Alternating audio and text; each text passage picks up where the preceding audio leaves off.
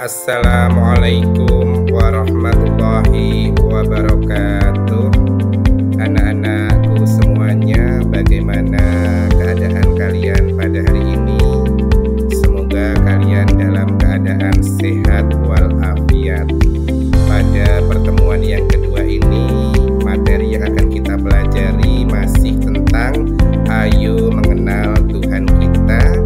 Submateri yang akan dipelajari yaitu tentang sifat mustahil bagi Allah Subhanahu wa ta'ala.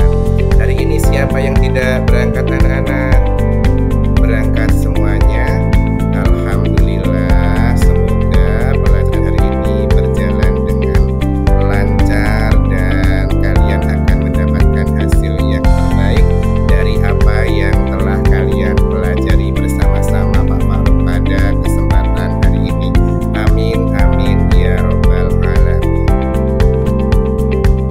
Seperti biasa anak-anak, marilah sebelum belajar kita berdoa terlebih dahulu, memohon kepada Allah Subhanahu wa ta'ala. Berdoa dimulai. A'udzubillahi minasyaitonirrajim. Bismillahirrahmanirrahim.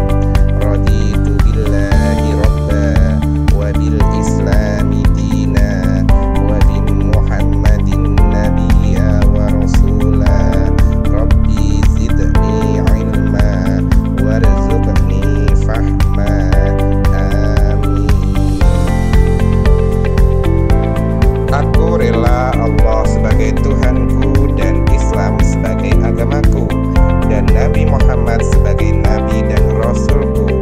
Ya Allah, tambahkanlah kepadaku ilmu dan berilah aku pemahaman yang baik. Amin ya robbal alamin.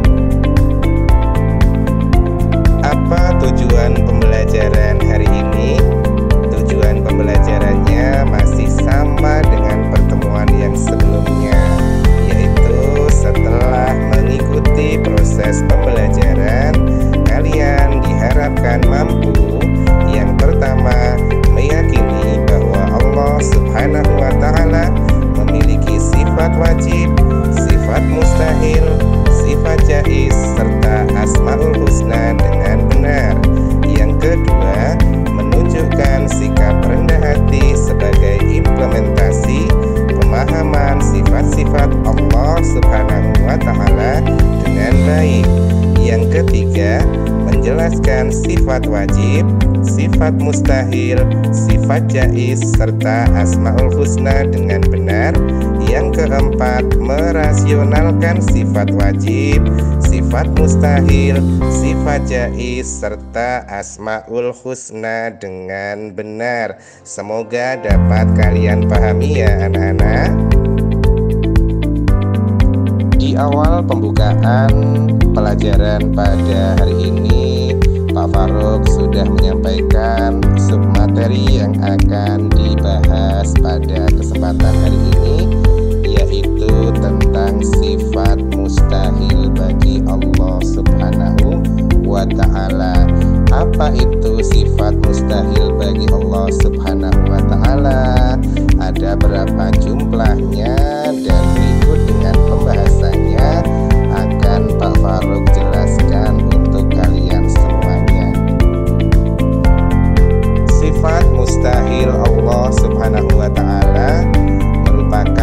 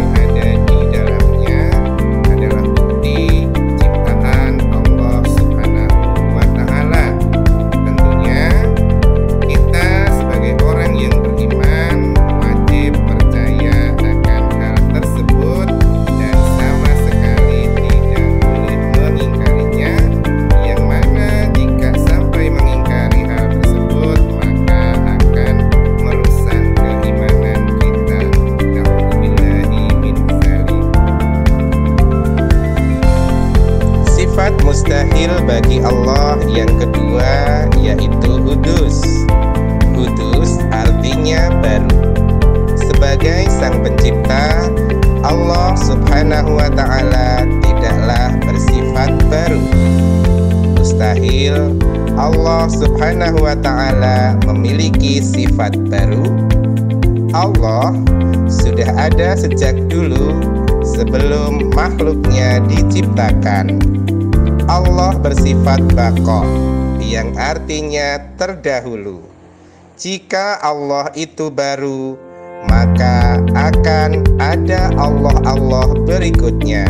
Padahal kita ketahui bersama, Allah itu hanya ada satu, yaitu Allah yang Maha Esa dan juga Maha Berkuasa atas segala sesuatu. Biar suasana belajar pada hari ini semakin menyenangkan dan kalian juga semakin semangat belajar, anak-anakku, sebelum lanjut ke pembahasan yang berikutnya, mari kita bernyanyi bersama-sama bahwasanya Allah itu hanya ada satu dan tidak terbarukan. Nah, sekarang mari bersama-sama kita menyanyikan lagu Tuhan Saya Satu. 1, 2, 3. Tuhan saya satu, satu Tuhan saya. Kalau banyak Tuhan, bukan Tuhan saya. Tuhan saya Allah, Allah Tuhan saya.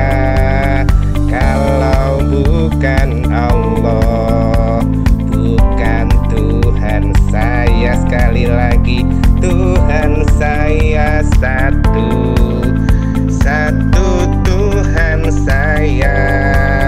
Kalau banyak Tuhan, bukan Tuhan saya. Tuhan saya Allah, Allah Tuhan saya. Kalau bukan Allah, bukan Tuhan saya. Terima kasih anak-anakku, tepuk tangan untuk kita semuanya.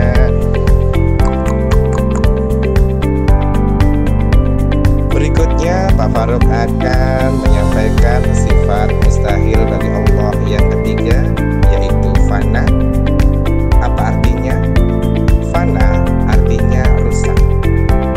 Allah subhanahu wa ta'ala tidak pernah rusak maupun binasa. Berbeda dengan makhluk yang telah diciptakan olehnya.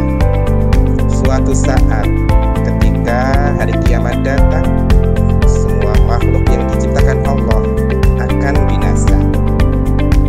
Hujan, badai, banjir akan melenyapkan isi bumi yang ada, maka akan menjadi hancur dan rusak. Letusan gunung yang seperti terlihat pada gambar akan menelan korban. Ada manusia yang meninggal karena adanya letusan gunung. Hal ini menandakan bahwa makhluk Allah akan binasa. Sementara Allah mustahil bersifat fana atau binasa. Anak-anak, di dalam gambar juga kalian bisa melihat adanya gempa bumi. Begitu juga dengan gempa bumi misalnya. Gempa bumi dapat menjadikan rusaknya bumi dan membinasakan makhluk-makhluk yang ada di dalamnya. Mumasalatu lil hawadisi. Bahasan keempat, sifat mustahil bagi Allah. Mumasalatu lil hawadisi memiliki arti sama dengan makhluk. Kita ketahui bahwa Allah subhanahu wa ta'ala tidak mungkin sama dengan makhluk ciptaannya. Allah berbeda dengan makhluk ya anak-anak. Allah adalah zat yang menciptakan, sedangkan adalah sesuatu yang diciptakan oleh Allah Subhanahu wa Ta'ala. Allah Subhanahu wa Ta'ala itu kekal. Allah Subhanahu wa Ta'ala bersifat abadi. Berbeda dengan makhluk yang diciptakannya. Makhluk yang diciptakannya Allah akan mengalami yang namanya kebinasaan. Allah Subhanahu wa Ta'ala memiliki sifat mustahil yang kelima, yaitu qiyamuhu bi ghairihi.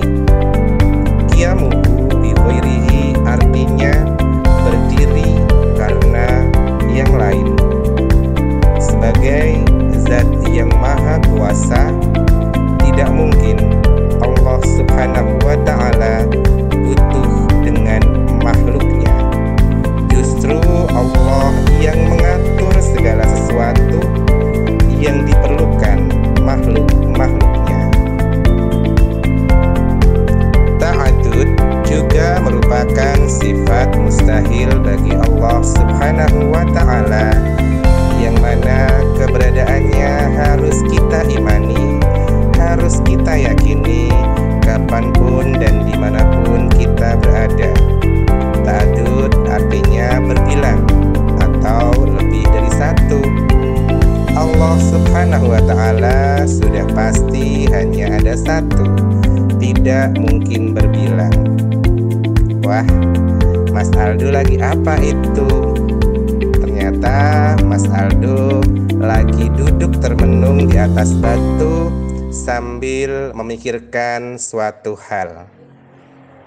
Andaikan Allah atau Tuhan itu banyak, justru bumi ini akan tidak dapat dikendalikan dengan baik. Semua akan saling mengatur menurut kehendaknya.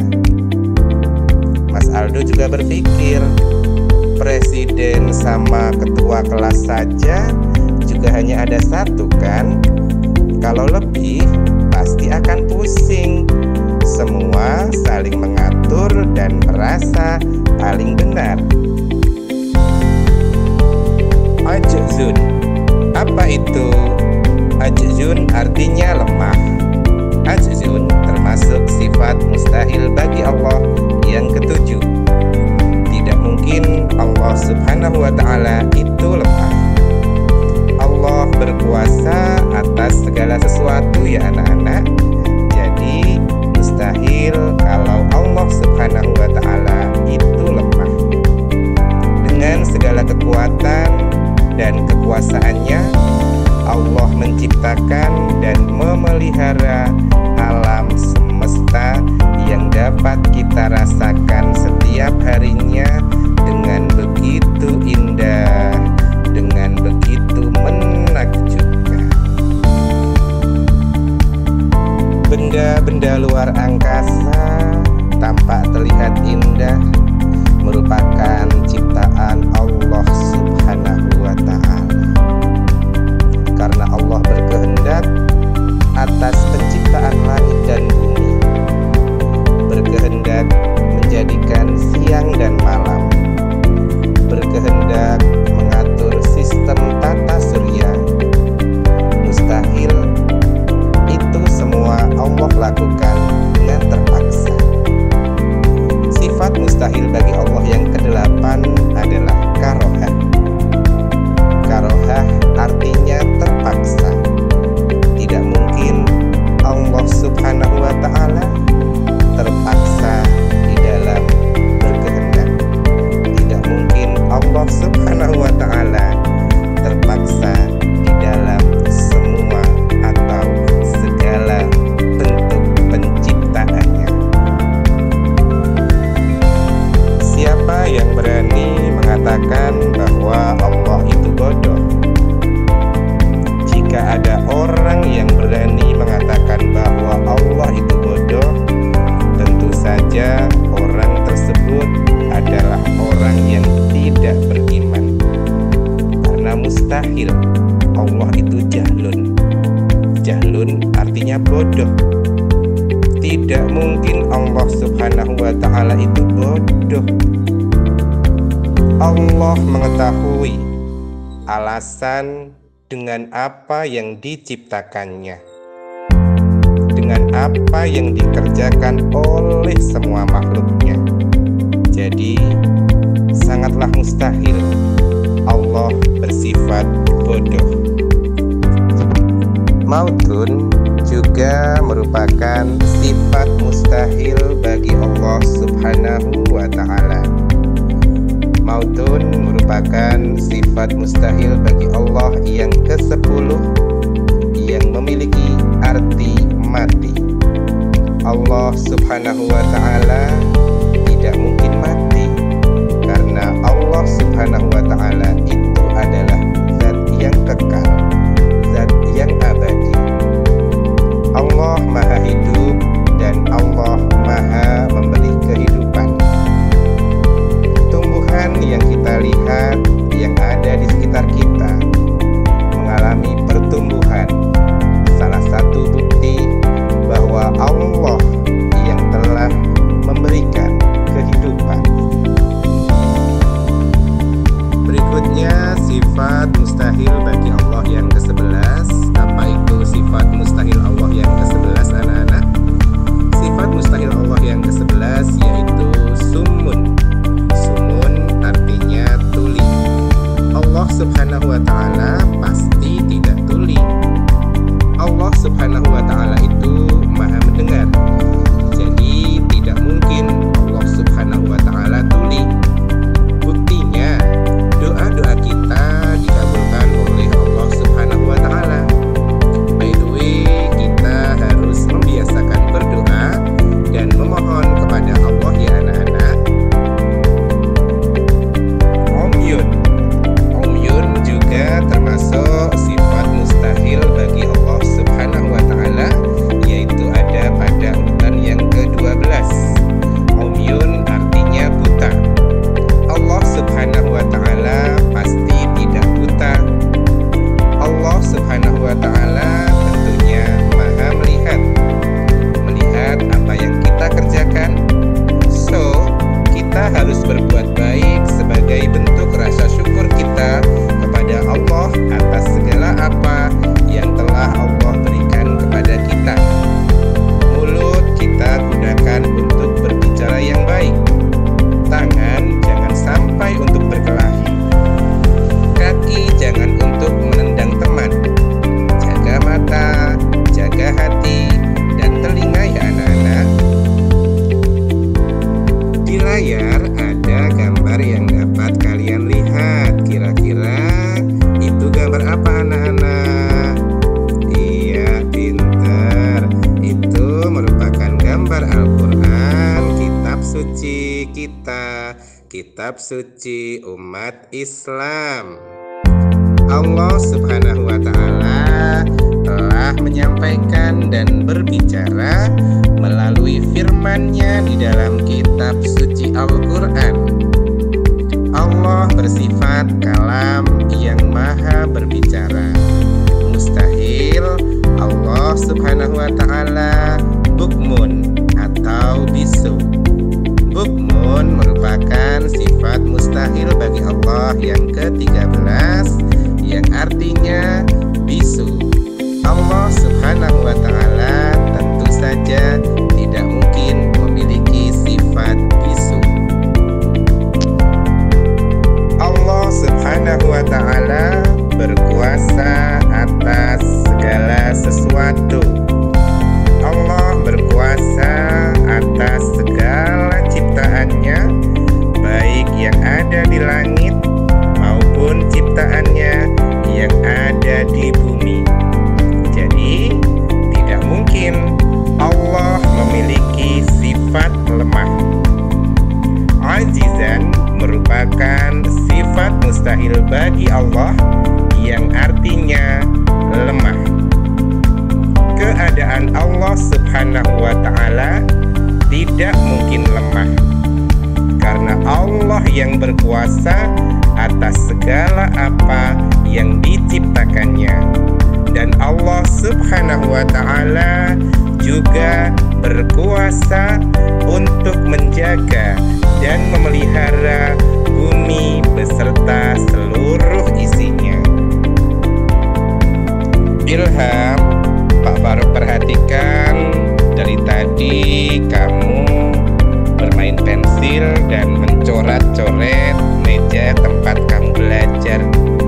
Nanti mejanya menjadi kotor, jangan diulangi ya nak.